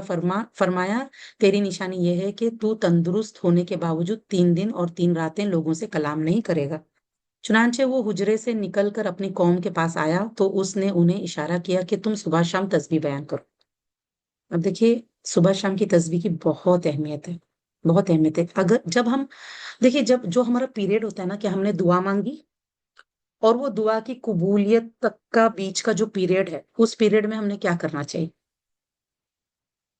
فرائض کی ادائیگی کے ساتھ ساتھ کثرت سے تسبیح، صبح شام کے اذکار، سونے جاگنے کے اذکار، کھانے پینے کے اذکار، پہننے اوڑھنے کے اذکار، گھر میں داخل ہونے باہر نکلنے کے اذکار، دن رات مطلب اللہ کی یاد میں ذکر میں زبان تر رہے. جتنا ہو سکے انسان نے کیا کرنا ہے؟ ذکر میں رہنا ہے. جتنا آپ دیکھیے ہمارا کام کیا ہے، ہم نے ایک سمپل سی بات سوچیے، ہم کسی ہوٹل میں جاتے ہیں، اوکے، اور وہاں پر ہم آرڈر پلیس کرتے ہیں، کہ فلاں فلاں ڈش لا کر دو. اب وہ ڈش بن کے آنے تک ہمیں نا یقین ہوتا ہے کہ ہم نے آرڈر دے دیا ہے اور اب وہ ڈش بن رہا ہوگا، شیف بنا رہا ہوگا کچن میں، جیسے ہی بن جائے گا وہ ہمارے ٹیبل پہ آ جائے گا. آپ سوچو، ہم کو ایک انسانوں کی ٹیم سے اتنا بھروسہ، انسانوں کی ٹیم پر، کہ ہم نے آرڈر پلیس کیا ہے اور وہ ٹیم تیار کر کے لا کے ہمارے ٹیبل پہ رکھے گی، اور ہم ویٹ کرتے ہیں، 20 منٹ ویٹ کرتے ہیں، آدھا گھنٹہ ویٹ کرتے ہیں، اور ڈیپینڈ کرتا ہے کہ کیسی ڈش ہم آرڈر کر رہے ہیں. تو زیادہ مطلب ایسی کوئی ڈش ہے اسپیشل جس میں زیادہ ٹائم لگتا ہے تو اتنا بھی ہم ویٹ کرتے ہیں، لیکن ہمیں یقین ہوتا ہے کہ وہ ڈش ٹیبل پہ آئے گی. جب ہم اللہ سے دعا کرتے ہیں جو کہ ہر چیز کا مالک، خالق، مدبر، ہمارا رب ہے، اور اس نے وعدہ کیا ہے کہ تم مجھے پکارو، میں تمہیں جواب دیتا ہوں، میں تمہارے قریب ہوں، اتنا بڑا وعدہ رب نے ہمارا کیا ہے، تو وہ جو ٹائمنگ ہے دعا کی قبولیت کا، جو اس کے حساب سے ہوتا ہے نا، وہ ٹائمنگ کس کا ہے؟ وہ اللہ کا ہے کہ کب وہ پورا ہوگا. کیا ہم اس وقت تک یقین کے ساتھ انتظار نہیں کر سکتے؟ ہم امیزون میں آرڈر کرتے ہیں، فلپکارٹ میں آرڈر کرتے ہیں، تو ہمیں یقین ہوتا ہے ابھی 2-3 دن میں پروڈکٹ آ جائے گا، یا جو بھی وہ لوگ بتاتے ہیں اس میں اتنے دن میں آئے گا. آرڈر پلیس کرتے ہیں نا. تو جب اللہ سے دعا کرتے ہیں اور اس نے وعدہ کیا ہم سے کہ وہ ہماری دعائیں قبول کرتا ہے، سنتا ہے، جواب دیتا ہے، تو ہم اس کی ٹائمنگ پہ بھروسہ کیوں نہیں رکھتے؟ ویٹ کیوں نہیں کرتے؟ ہم بے چین کیوں ہو جاتے ہیں؟ ہم سوال کرنا کیوں شروع کر دیتے ہیں کہ میں اتنی دعائیں کر رہی ہوں، اللہ قبول کیوں نہیں کر رہا؟ اور کبھی کبھار نا دعائیں قبول ہو چکی ہوتی ہے، پوری بھی ہو چکی ہوتی ہے، وہ انسان کو دکھائی نہیں دیتا ہے کہ پورا ہو گیا، اس کے آنکھوں پہ پردہ پڑا ہوتا ہے، اسے نہیں سمجھ آتی، کیونکہ وہ چاہ رہا ہوتا ہے کہ جیسا وہ چاہ رہا ہے نا وہ اس طرح سے پورا ہو، اور اللہ نے اسے کسی اور طریقے سے پورا کیا ہوتا ہے، اور انسان سمجھ ہی نہیں پاتا.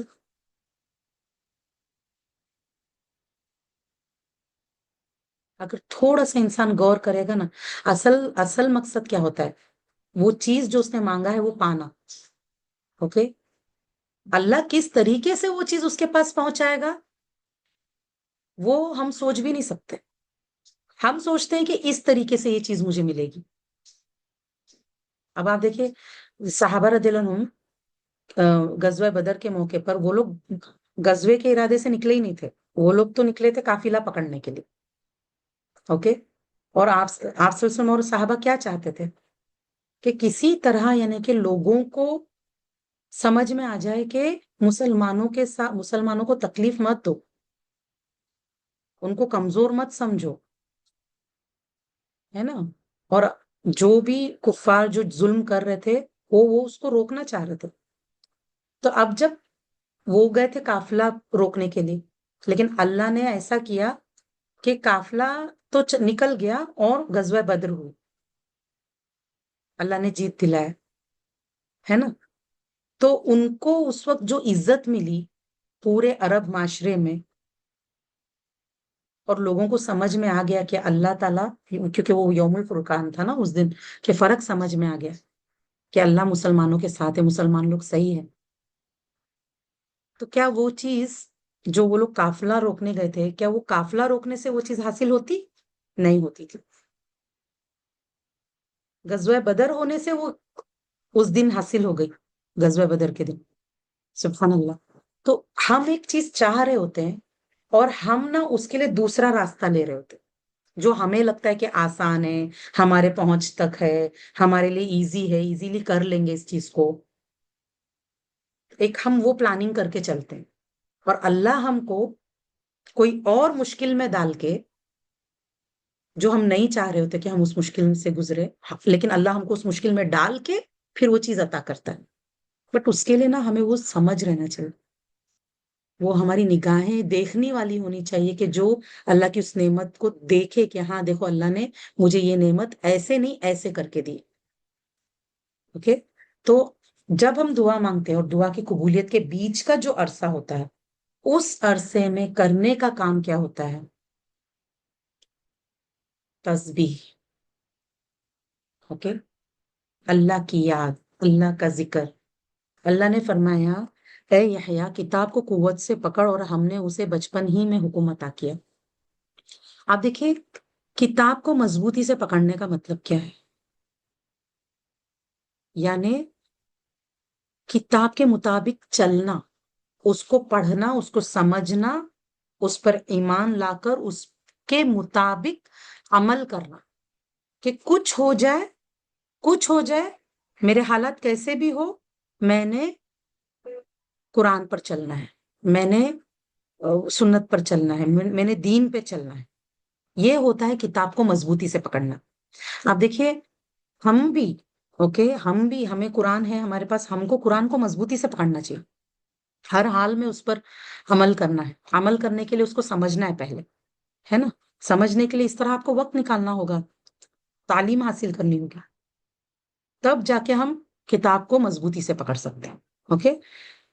और अपनी तरफ से शफकत और पाकीज़गी दी, और वो निहायत मुत्तकी था, और अपने वालिदैन से नेकी करने वाला था, और सरकश नाफरमान नहीं था। आप देखिए, उनकी सारी खूबी, यहया अलैहिस्सलाम की सारी खूबी, एक मतलब ऐसी पर्सनालिटी कि कितनी बड़ी खुशखबरी हजरत जकरिया अलैहिस्सलाम को, कि इतना नेक बच्चा जो पाक दामन भी होगा, तकवा वाला होगा, शफकत करेगा, है ना? शफकत और पाकीज़गी दी अल्लाह ने उनको, और वालिदैन के साथ बहुत अच्छा सुलूक करने वाले होंगे, नेकी करने वाले अपने वालिदैन के साथ। आप देखिए, अंबिया की सिफत है ये, कि वो अपने वालिदैन के साथ बहुत नेकी करते थे, बहुत हुस्न सुलूक करते थे, बहुत उनकी खिदमत करते थे, उनको परेशान नहीं करते थे, उनकी नाफरमानियां नहीं करते थे। वो अल्लाह के भी फर्मा बरदार होते थे और अपने वालिदैन के भी फर्मा बरदार होते थे। तो वालिदैन के फर्मा बरदारी, और आप देखिए, जैसे ये तो नबी के बेटे हैं, तो नबी के बेटे हैं, तो उनको तो वालिदैन की फर्मा बरदारी जो करेंगे, तो क्यों, उनके तो वालिदैन एकदम सही है ना। तो अब जब हमारे वालिदैन की जब बात आती है, तो हमारे वालिदैन की भी हमने फर्मा बरदारी करना है। बस अगर वो अल्लाह की नाफरमानी का हुक्म दे, तब हमने नहीं मानना है, लेकिन उसके अलावा जो भी उनकी बातें हैं मानना है। ओके, जिसमें अल्लाह की नाफरमानी नहीं होती है, तो वो बातें हमने मानना है, ठीक है ना? तो फर्मा बरदार थे, और उस पर सलाम है जिस दिन वो पैदा हुआ, और जिस दिन वो मरेगा, और जिस दिन वो दोबारा जिंदा उठाया जाएगा। तो उनके लिए सलामती है दोनों जहां में। और इस किताब में मरियम का जिक्र कीजिए, जब वो अपने खानदान वालों से दूर मशरिकी जानिब की जगह में अलग हो गई, यानी कि जब उनको हमल ठहर गया था। इससे पहले देखो, स्टोरी पहले भी गुजर चुकी है सूरह आल इमरान में।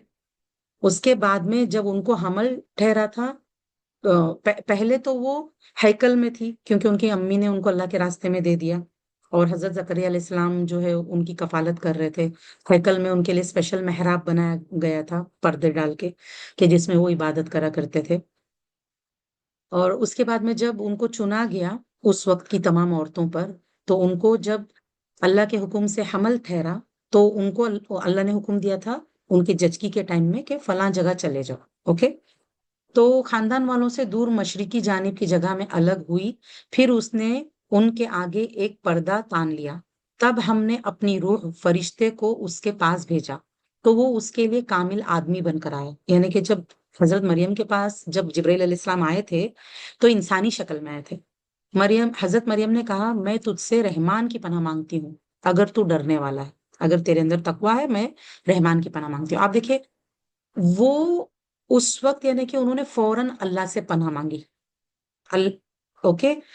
तो आप देखिए, अगर हमें डर लगे ना कि कोई भी हमें तकलीफ देगा, कोई हमें नुकसान पहुंचा सकता है, कोई यानी हमारे लिए अच्छा इरादा नहीं रखता है कोई, तो हमने सबसे पहले अल्लाह ही को याद करके अल्लाह से पनाह मांगना है, कि अल्लाह ताला इस शख्स के शर से मुझे, मेरी हिफाजत कर।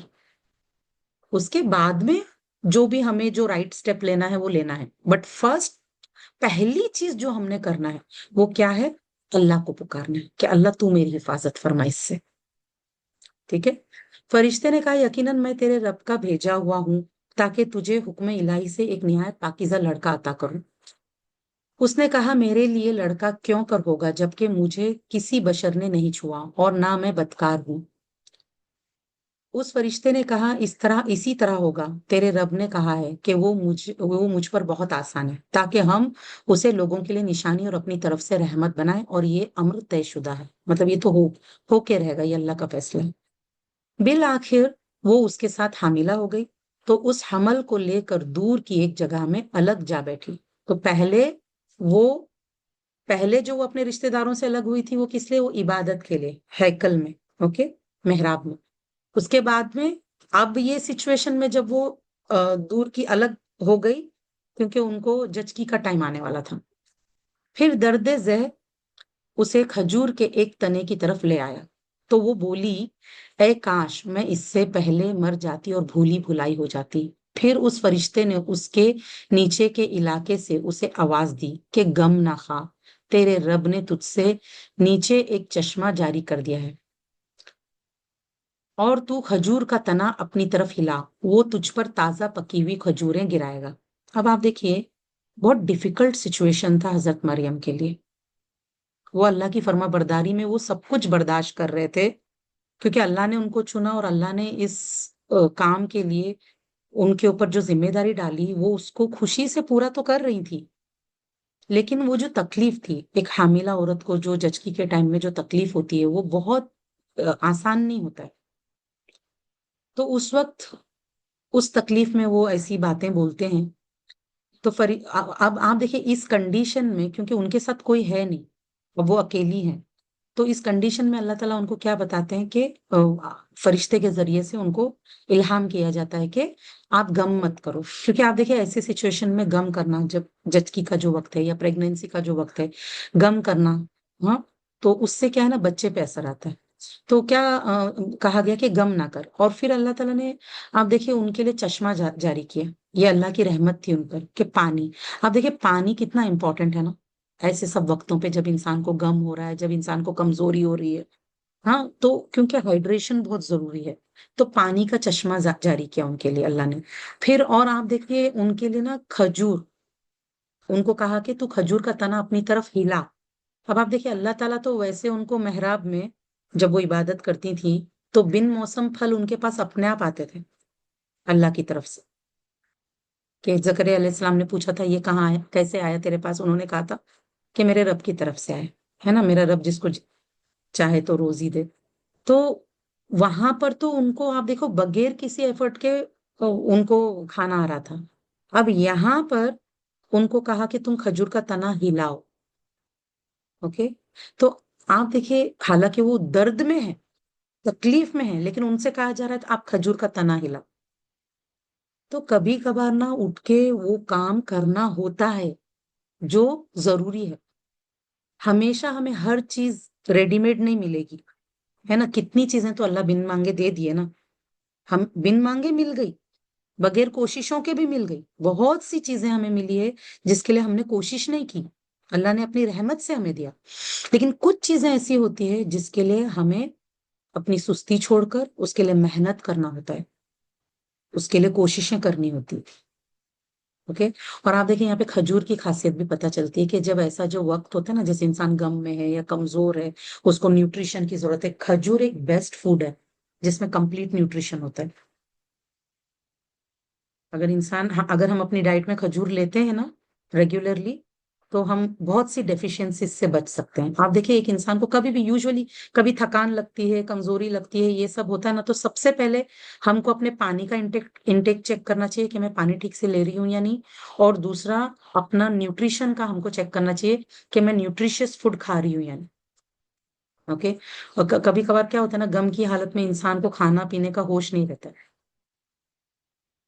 اگر انسان اپنا کھانا پینا کا دھیان رکھے تو بہت سے یعنی کہ ایموشنل جو چیزوں یا مشکل حالات سے جو ہم گزر رہے ہوتے ہیں نا اس کو کوپ اپ کرنے کے لیے ہمارے اندر فزیکل اسٹرینتھ آئے گا، وہ ضروری ہے، جسمانی طاقت ضروری ہے کچھ بڑے بڑے کام کو کرنے کے لیے جو اللہ ہمیں چنتا ہے جن کاموں کے لیے۔ چنانچہ تو کھا اور پی اور اپنی آنکھیں ٹھنڈی کر، پھر اگر تو انسانوں میں سے کسی کو دیکھے تو اس سے کہہ دینا بے شک میں نے رحمان کے لیے روزے کی نظر مانی ہے، لہٰذا آج میں کسی انسان سے ہرگز کلام نہیں کروں گی۔ انہوں نے کون سا روزہ رکھا تھا؟ بات نہیں کرنے کا روزہ۔ کہ ہم تو ایک ہی روزہ جانتے ہیں نا، رمضان کا روزہ اور نفلی روزے، جس میں ہم فجر سے لے کے مغرب تک ہم کیا کرتے ہیں، اللہ کے خاطر کھانا پینا سب چھوڑ دیتے ہیں، ہے نا۔